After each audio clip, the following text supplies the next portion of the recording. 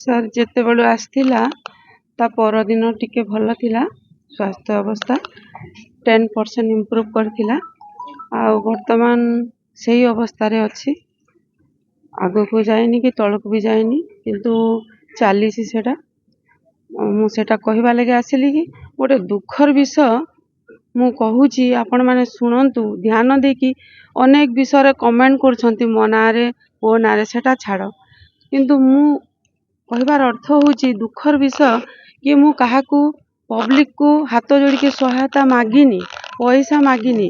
ମୁଁ ଯାହା ସରକାରଙ୍କୁ କହିଛି କି ମୋ ପୁଅକୁ ଏୟାର ଲିଫ୍ଟରେ କିଛି ବ୍ୟବସ୍ଥା ଥିଲେ ହାଇ ଟ୍ରିଟମେଣ୍ଟ କରିବା ଲାଗି ଟିକେ ହେଲ୍ପ କରିବା ନିମନ୍ତେ ମୁଁ ସେଇଟା କହିଥିଲି। ଆଉ ମୁଁ ଶୁଣିଲି କି ମୋ ପୁଅ ନାଁରେ, ଆମ ନାଁରେ ସ୍କାନର କରିକି ଅନେକ ଗୁଡ଼ିଏ ଲୋକ ମାନେ ପଇସା ଆଦାୟ କରୁଛନ୍ତି। ଏଇଟା ମୋତେ ବହୁତ ଦୁଃଖ ଲାଗୁଛି। ଆଉ ଏଇଟା ଆମମାନଙ୍କର ସ୍କାନର ନୁହଁ କି ମୋ ପୁଅର ନୁହଁ। ଆଉ ମୁଁ ଚାହୁଁଛି ଆପଣମାନଙ୍କର ଆଶୀର୍ବାଦ ମୋ ପୁଅ ଉପରେ ଥାଉ, କି ଏମିତି ଆଶୀର୍ବାଦ କରନ୍ତୁ ଆପଣମାନେ, ମୋ ଓଡ଼ିଶାବାସୀ, ମୋ ପୃଥିବୀବାସୀ, ମୋ ଇଣ୍ଡିଆବାସୀ ବି, କି ମୋ ପୁଅ ଅତି ଶୀଘ୍ର ଭଲ ହେଇକି ଆସୁ। ଆଉ ମୁଁ ଖୁସିରେ ଆପଣମାନଙ୍କୁ ପୁଣି ମୋ ପୁଅ ସହିତ ସାଙ୍ଗରେ ରହିକି ମୁଁ ବାଇଟ୍ ଦେବି। ଆଉ ଦୟାକରି ମୋ ପୁଅ ନାଁରେ ଫେକ୍ ସ୍କାନର କରିକି ପଇସା ମାଗନ୍ତୁନି ପ୍ଲିଜ୍।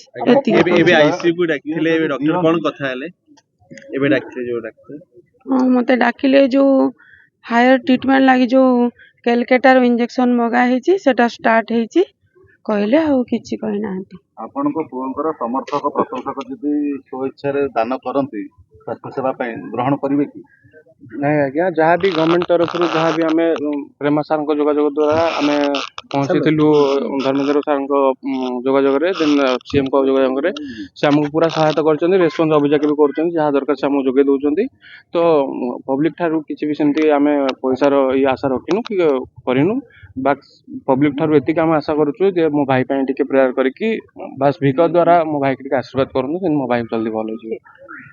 ଏବେ ଯୋଉ ଆଇସିୟୁ ଟ୍ରିଟମେଣ୍ଟ ଆରମ୍ଭ ହେଇଗଲାଣି, ଯୋଉ ନୂଆ ଇଞ୍ଜେକ୍ସନ କଥା କଣ କହିଲେ ଡାକ୍ତର? ସେଇଟା କହିଲେ, ମୁଁ କହିଲି ଅଲରେଡି ଥରେ କି ସେଟା ଷ୍ଟାର୍ଟ ହେଇଛି, ଏବେ ନୂଆ ଟ୍ରିଟମେଣ୍ଟ ସେଇଟା କହିଲେ।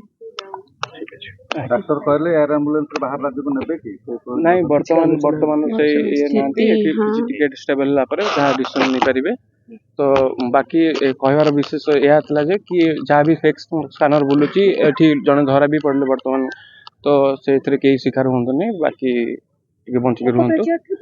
ଆଜ୍ଞା, ଟିକେ ଆଶୀର୍ବାଦ ଦ୍ୱାରା, ବାସ୍ ଭିକ ଦ୍ୱାରା ଆଶୀର୍ବାଦ ଟିକେ ଦିଅନ୍ତୁ।